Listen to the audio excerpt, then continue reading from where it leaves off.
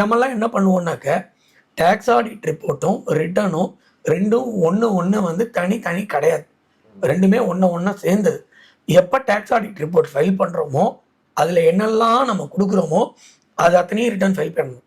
ஒன்று tax audit report return filing ரெண்டுக்கும் ஒரே டேட்டா இருக்கணும்.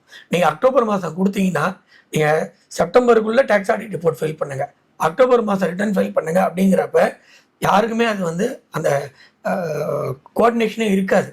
ரிட்டர்னும் டேக்ஸ் ஆடிட்டும் ஒன்றா பண்ணணும். அப்போ ஏப்ரல்லேருந்து ஆரம்பித்து நீங்கள் ப்ரொடக்டிவ் டைம் பார்த்தீங்கன்னாக்க April, May, June, July, August, September, October 7 மாதத்துக்குள்ளே அவங்க ஃபைல் பண்ணணும். அவங்க வந்து அவங்களோட பில்ஸு, வவுச்சர்ஸ் எல்லாத்தையும் ஆடிட்டர் வச்சு கனெக்ட் பண்ணி எல்லாத்துக்கும் அட்வான்ஸ் டேக்ஸ் எல்லாம் பார்த்துட்டு அவங்களோட எக்ஸ்பென்சஸ் எல்லாத்தையும், இன்கம் எல்லாத்தையும் ரெக்கன்சில் பண்ணி, ஜிஎஸ்டி டர்ன் ஓவரோட ரெக்கன்சில் பண்ணி எல்லாம் பண்ணி முடிக்கிறதுக்கு வந்து இவங்களுக்கு இந்த டைம் கிடைக்குது.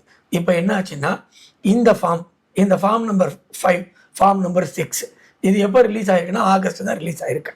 ஆகஸ்ட் மாதம் ரிலீஸ் ஆகிட்டு செப்டம்பர் 30 வரைக்கும் எக்ஸ்டென்ஷன் பற்றியும் தெரியாது.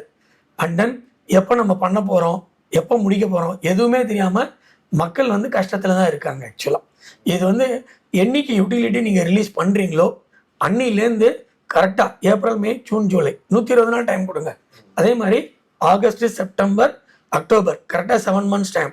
என்னைக்கு யூட்டிலிட்டி வருதோ அன்னிலேருந்து 7 மந்த்ஸ் டைம் கொடுங்க. பிஸ்னஸ் பீப்புளுக்கு நீட்டாக அவங்க பாட்டுக்கு டிசிப்ளினாக போவாங்க. யாருக்கிட்டையும் போய் எக்ஸ்டென்ஷன் கொடுங்கன்னு கேட்கவே மாட்டாங்க. மக்களுக்கு வந்து எக்ஸ்டென்ஷன் கேட்டு அவங்க என்ன பண்ண போகிறாங்க? நீங்கள் ப்ராப்பராக நீட்டாக அந்த உங்களோட யூட்டிலிட்டி எல்லாம் கொடுத்துட்டா வேலை முடிஞ்சு போயிடும்.